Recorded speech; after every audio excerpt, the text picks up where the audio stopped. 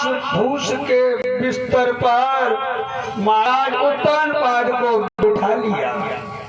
हाथ जोड़ करके कहा, महाराज जब आप महलों में मुझसे मिलने के लिए आते थे तब मेरे पास सभी साधन होते थे, दास दासियां सेवा में रहती थी, आपके स्वागत के लिए सभी वस्तुएं उपस्थित मेरे पास में होती थी, पर यहाँ झोपड़ी में मेरे पास कुछ भी नहीं है।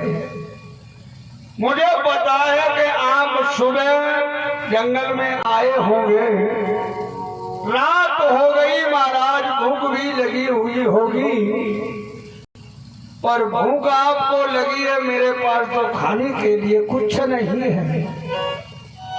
आधी रोटी जौ की रखी है, बताओ तो ले आओ। ऐसे कह करके सुनीति रोती है। महाराज उत्तानपाद के भी आंखों से आंसू बहने लगते हैं। महाराज उत्तानपाद ने रोते हुए कहा, सुनीति तुमने खुद ये ऐसे काम किए, मैंने तुम्हें उस दिन बहुत समझाया था, संतान न होती कोई बात नहीं थी, पर तुम्हारे एक कष्ट देख करके मुझे बहुत कष्ट हो रहा है। मेरे अंदर अब इतनी सामर्थ्य भी नहीं है जो मैं तुम्हारे कष्टों को दूर कर सकूं। मैंने तुम्हें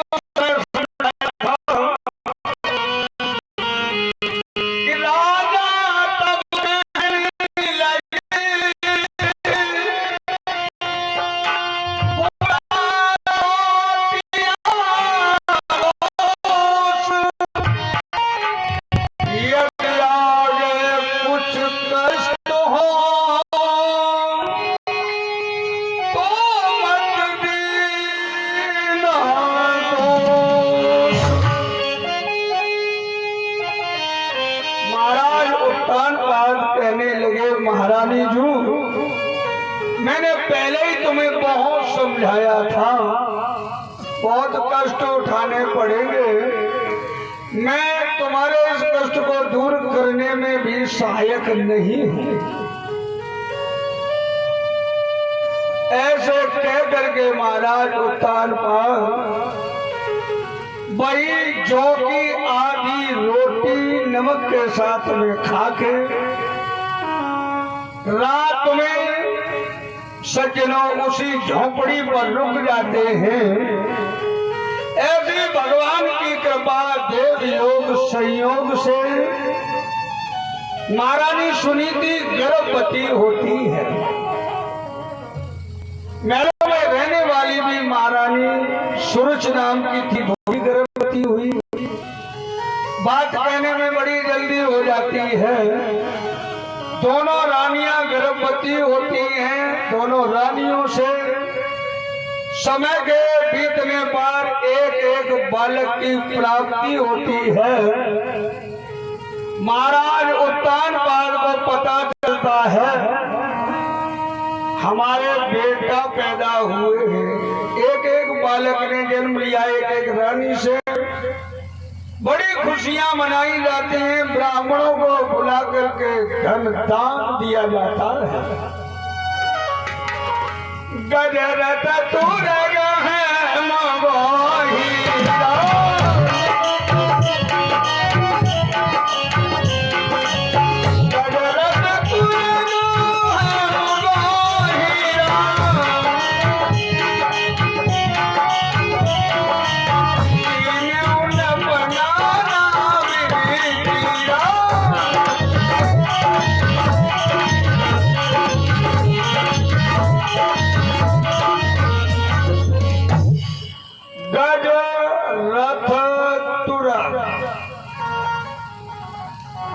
बहुमूल्य कीमती वस्तुएं गोल्ड हीरा आदि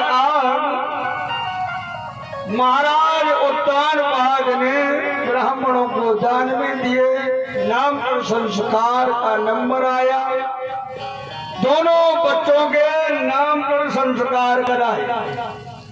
बड़े बेटे का नाम ध्रुव, छोटे बेटे का नाम उत्तम।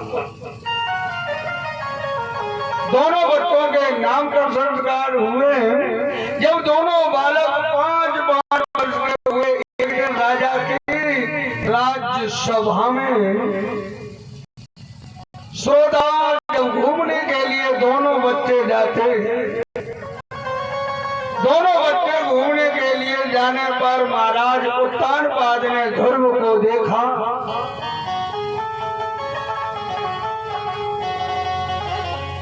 कुर्सी डाल दे महाराज जी की। अरे इधर पीछे पे